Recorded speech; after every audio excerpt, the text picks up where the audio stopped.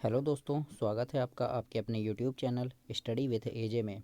इसमें आज की वीडियो में हम देखते हैं आपके लिए मैं लेकर के आया हूँ 8th ग्रेड अभ्यास पुस्तिका आपकी गणित विषय की और कक्षा 7वीं के बच्चों के लिए काफ़ी ज़्यादा महत्वपूर्ण है ये पुस्तक।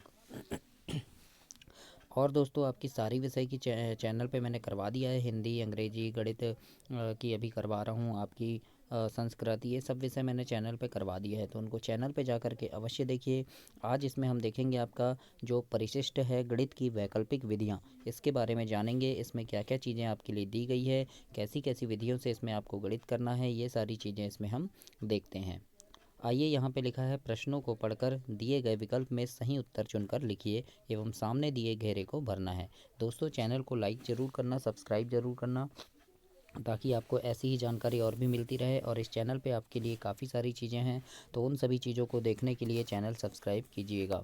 आइए देखते हैं, प्रश्न नंबर 1 में लिखा है एक न्यूनेन पूर्वेण विधि से 53 गुणा 99 का मान क्या होगा। तो अभी मैं आपको आगे बताऊंगा कि एक न्यूनेन पूर्वेण विधि क्या होता है। एक कम करके हम गुणा करते हैं, तो इसका जब हम गुणा करेंगे तो इसका मान होगा आपका बी नंबर 5247, यानी 5247 बी नंबर। तो आपको यहाँ बी नंबर में ऐसे टिक कर देना है और यहाँ पर आप गोला करेंगे बी नंबर में। तो इस प्रकार से आपको इसका हल करना है। प्रश्न नंबर 2 है 38 गुणा 46, इसका हल क्या होगा। तो 38 गुणा 46 करेंगे हम तो 1748 उत्तर आता है। तो इसमें सी नंबर आपका सही उत्तर हो जाएगा। तीसरे नंबर में दिया है 89 गुणा 9 का मान एक न्यूनैन पूर्वेण विधि से ज्ञात कीजिए। तो इसका उत्तर होगा दोस्तों ए नंबर आपका 801। तो ए नंबर में आप गोला कर देंगे। चौथा नंबर में पूछा है 204 गुणा 206 को हल कीजिए। तो 204 और 206 का गुणा करेंगे आप, तो यहाँ पर आपका 42,024 आपका उत्तर आएगा, जो आपका डी नंबर में है। तो डी नंबर आपका इसमें सही उत्तर होगा दोस्तों। पाँचवें नंबर में पूछा है पाई का मान क्या होता है। तो पाई का मान होता है 22/7, या फिर हम 22/7 7 का गुणा कर देंगे, 7 का भाग देंगे 22 में, तो 3.14 इसका सही उत्तर होगा, सी नंबर आपका। तो सी नंबर इसमें सही उत्तर होगा। आप करके देखिएगा, 22 में भाग देना है आपको 7 का, तो 3.14 उत्तर आएगा। अब हम देखते हैं प्रश्न नंबर 6।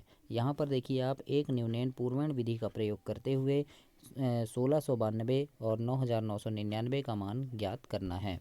तो कैसे करेंगे, तो यहाँ पर आपको लिखना है 1692 गुणा 9999 इस प्रकार से। अब क्या करेंगे, 1692 से एक न्यूनैन मतलब एक कम करेंगे तो 1691 आया। और हम क्या करेंगे, यहाँ 9999 में से ये 1691 को घटाएंगे, है ना। तो घटाने पे हमको क्या मिला, 8308 मिलेगा, है ना। घटाएंगे हम 9999 में से 1691 को घटा देंगे, कम करेंगे तो 8308 हमें उत्तर मिलेगा। फिर ये दोनों को एक साथ मिला के हमको लिख देना है। ये यहाँ पर हमने लिख दिया 16918308, तो यही हमारा उत्तर होगा। तो इस प्रकार से हम एक न्यूनैन पूर्वेण विधि से गुणा करते हैं। तो ये आपका 6वां नंबर का सवाल का हल हुआ दोस्तों। इसके बाद 7वां नंबर देखते हैं। 7वें नंबर में आपसे बोला है कि 6893 गुणा 9999 का मान एक न्यूनैन पूर्वेण विधि से ज्ञात करना है। तो ये भी उसी प्रकार से है, 6893 गुणा 9999 लिखेंगे हम। इस प्रकार से आपको यहाँ लाइन खींच लेनी है। अब 6893 से एक कम क्या होगा, 6892 हो गया, तो यहाँ लिख लिए नीचे। उसके बाद हम क्या करेंगे, तो 9999 जो है इसमें से हम ये 6892 को घटाएंगे, 6892 को घटा देंगे, तो कितना उत्तर आएगा हमारा 3100, यानी 3107 आया। अब हम ये दोनों को एक साथ मिला के लिख देंगे। तो ये हमने लिख दिया कि यहाँ पर लिख देना आप 68923107, ये पूरे को मिलाकर लिख दिए, तो यही इसका उत्तर हो जाएगा। तो इस प्रकार से एक न्यूनैन पूर्वेण विधि से गुणा करते हैं। तो ये 6वां और 7वां आपका कंप्लीट हुआ। और दोस्तों चैनल को सब्सक्राइब जरूर करना, क्योंकि आपकी जो वार्षिक परीक्षा होती है, वार्षिक परीक्षा के 20-25 दिन पहले मैं चैनल पे इम्पोर्टेंट प्रश्नों की वीडियोस लेकर के आता हूं, जिसमें आपके परीक्षा में आने वाले काफ़ी ज़्यादा महत्वपूर्ण प्रश्न होते हैं, जो बहुत ही ज़्यादा इंपॉर्टेंट होते हैं, वेरी आईएमपी क्वेश्चन होते हैं, जिन्हें पढ़ करके आप परीक्षा में अच्छे नंबर ला सकते हैं। और उन प्रश्नों को देखने के लिए चैनल को सब्सक्राइब कर लेना, ताकि जैसे ही वो सारे प्रश्न मैं चैनल पर डालूंगा आपको वो सारे प्रश्न समय पर मिल सके।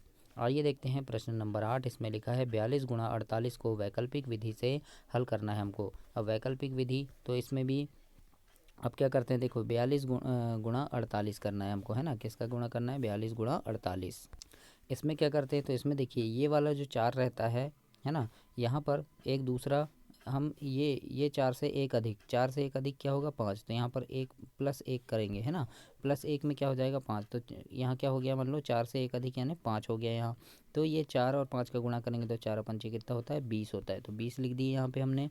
इसके बाद हम क्या करेंगे, ये 2 और ये 8 का गुणा करेंगे तो 2 अट्ठे होता है 16 है ना, मतलब इधर पे इकाई इकाई का गुणा करते हैं, तो यहाँ से इकाई का अंक 8 हो गया, यहाँ से इकाई का अंक 2 हो गया, तो ये दोनों का गुणा कर दिए तो 8 दूनी हो गया 16, तो हमने यहाँ 16 लिखेंगे। उसके बाद क्या होगा, यहाँ पर जो दहाई है, दहाई में 4 है और यहाँ भी दहाई में 4 है, लेकिन ये वाला जो दहाई है 42 में जो 4 है, तो इसमें 1 प्लस करेंगे, तो 4 में 1 प्लस किए तो कितना हो गया 5 हो गया। तो अब ये दहाई यानी 4 का गुणा हम 5 में करेंगे, तो 4 पंचे हो गया 20। अब यहाँ पे क्या हो गया, इधर आ गया 20 और इधर 16, अब हम इन दोनों को मिला के लिख देंगे, तो ये हो गया 20 16 यानी 2016, ये इसका उत्तर होगा। तो इस प्रकार से हम इसका गुणा करेंगे प्रश्न नंबर 8 का दोस्तों। इसके बाद 9 नंबर में भी वैसे ही है, वैकल्पिक विधि से आपको हल करना है, तो उसी प्रकार से आप करेंगे। यहाँ इकाई इकाई का गुणा करेंगे तो 7 तिया 21 हो गया, और यहाँ पर क्या है 2 से 1 अधिक, यानी 2 से 1 अधिक होता है 3, तो यहाँ पर 2 का गुणा 3 से कर देंगे तो 2 तिया 6 हुआ। अब ये पूरे को मिला के लिखेंगे तो ये 621 हो जाएगा, तो इस प्रकार से ये हमारा आंसर हुआ 621। तो ऐसे आपको इसमें हल करना है। इसके बाद 10वें नंबर का प्रश्न देखते हैं। प्रश्न नंबर 10 में लिखा है 103 और 107 का हल 100 आधार मानकर वैकल्पिक विधि से करना है हमको। तो इसको हम किस प्रकार से करेंगे, तो यहाँ पर देखो ये 103 है, लेकिन 103 किसके करीब है 110 के, तो हम यहाँ 110 लिख दिए। या फिर इसको उसी प्रकार से कर सकते हैं जैसे हमने किए थे है ना, एक अधिक करके। तो यहाँ पर देखो, यहाँ पर क्या है, यहाँ 10 मान लेंगे हम, इस साइड में ये 10 मान लेंगे, तो और यहाँ क्या है 3, तो ये इकाई में क्या है यहाँ 7 है, इकाई में यहाँ 3 है, तो 3 और 7 का गुणा करेंगे तो 3 सत्ते 21 हो गया है ना। अब यहाँ पे क्या है 10 है, तो 10 से 1 अधिक क्या हो गया 11 हो गया। अब ये 10 का गुणा हम 11 में करेंगे तो 11 दाम कितना होता है 110, तो यहाँ 110 लिख दिए। अब इन दोनों को मिलाकर लिख देंगे 110 और 21 को, तो ये क्या हो गया यहाँ 11,021, तो ये आपका आंसर होगा। इस प्रकार से आपको लिखना है। और अगर कोई वीडियो आपको समझ नहीं आ रही, कोई प्रश्न समझ नहीं आ रहा है, तो आप कमेंट बॉक्स में कमेंट भी कर सकते हैं। इसके बाद हम देखते हैं 11वें नंबर में है 57 गुणा 99 को एक न्यूनैन पूर्वेण विधि से आपको हल करना है। तो 57 और हमको 99 का गुणा करना है। एक न्यूनैन यानी एक कम, तो 57 में एक कम क्या हुआ 56 हुआ है ना। और यहाँ पे हम क्या करेंगे, तो यहाँ पे क्या करना है, अब यहाँ 99 है, तो 99 हम किसको घटाएंगे 56 को घटा देंगे, तो कितना आएगा आपका 43 आ गया। अब ये दोनों को हम मिला के लिख दिए, तो 56 43 है ना, यानी 5643 आपका इसमें आंसर हो जाएगा। तो इस प्रकार से आपको प्रश्न नंबर 11 को हल करना है।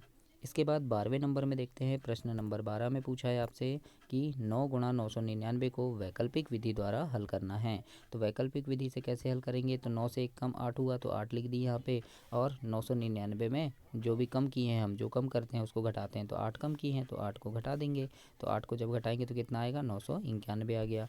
अब इन तीनों को मिला के लिख दिए, तो कितना हो जाएगा ये 8991 हो गया। तो इस प्रकार से आपको प्रश्न नंबर 12 को हल करना है दोस्तों। इस प्रकार से आप इसे हल करेंगे। इसके बाद 13 नंबर में लिखा है कि 33 गुणा 99 को वैकल्पिक विधि से हल करना है। तो 33 गुणा 99, तो 33 में से एक कम क्या हुआ 32 हुआ, तो 32 लिख दिए। अब 99 में हम 32 को घटा देंगे है ना, तो 99 में हम 32 को घटाएंगे तो कितना आएगा 67 आ गया। अब इन दोनों को मिला के लिख देंगे 32 और 67 को, तो कितना हो गया 3267, तो यही हमारा उत्तर होगा, तो यही हमारा आंसर होगा। 14 नंबर में देखते हैं। इसमें लिखा है 5738 गुणा 9999, इसका गुणा वैकल्पिक विधि से करते हुए हल करना है और चरण भी हमको लिखना है। तो यहाँ पर हम करेंगे 5738 गुणा 9999 लिख दिए। अब 5738 से एक कम क्या होगा 5737 हुआ, तो ये लिख दिए है ना। अब हम यहाँ पर इसके बाद क्या स्टेप करना है, तो 9999 में से 5737 को घटाएंगे है ना। तो जब हम इसको घटाएंगे तो कितना आएगा 4262 आया।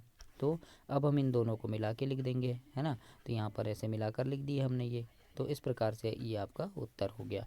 अब यहाँ पर आपको विधि लिखना है। चरण 1 में क्या किया आपने, तो बाईं ओर की संख्या यानी 5738 से एक कम करेंगे, तो ये 5738 से एक कम किए तो 5737 आया, तो ये लिख दिए हमने चरण 1। चरण 2 में लिख देना आप, चरण 2 में लिखना कि 9999 से 5737 को घटा देंगे तो इतना उत्तर आ जाएगा। इस प्रकार से, है ना। तो चरण 2 में हमने क्या किया, 9,999 में से 5,737 को घटाया तो इतना आ गया। तो इस प्रकार से आपको हल करना है 14 नंबर। प्रश्न नंबर 15 में अब पूछा है आपसे कि 1057 गुणा 995 को आधार के निकट विधि का प्रयोग करते हुए हल करना है एवं विधि के चरण भी लिखना है। तो आधार का निकट यानी क्या होता है कि देखो यहाँ क्या है 1075 और यहाँ पर 075।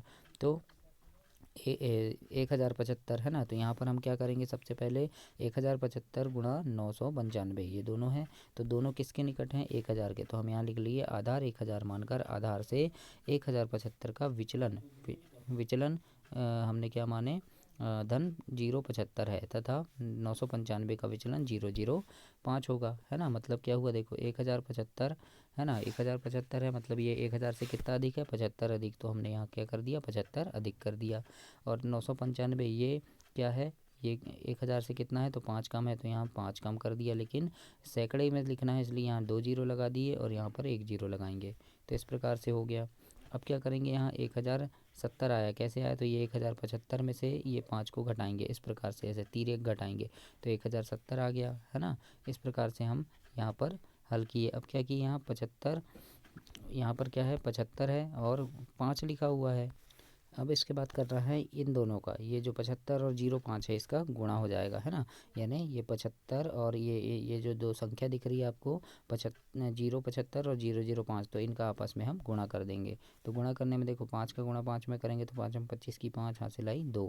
फिर 5 का 7 में करेंगे तो 5 7 35 और 2 37 की 7 हासिल आई 3। अब फिर 5 का गुणा शून्य में करेंगे तो 5 शून्य 0 और 3 का 3, तो ये 375 आ गया।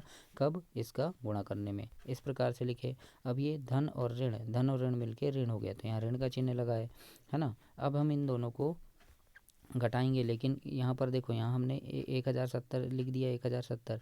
लेकिन उसके बाद हमको क्या करना है, ये 3 शून्य हम क्यों लगाएंगे, क्योंकि ये हम किसको 1000 को आधार माने, तो 1000 में 3 शून्य तो 3 शून्य लगाए, है ना। माइनस क्या हुआ 375।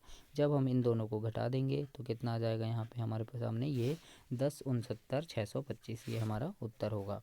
और इसके बाद हम यहाँ पर इस प्रकार से लिख देंगे कि आधार हमने 1000 माना और 1000 से आधार मानकर 1075 का विचलन किया, है ना। विचलन यानी क्या होता है कि 1075 किससे अधिक है, तो 75 ज़्यादा है 1000 से, है ना। तो इस प्रकार से हमने लिख दिया कि 1075, 1000 को आधार मानेंगे तो 1000 से 75 अधिक है ये, तो ये विचलन हो गया।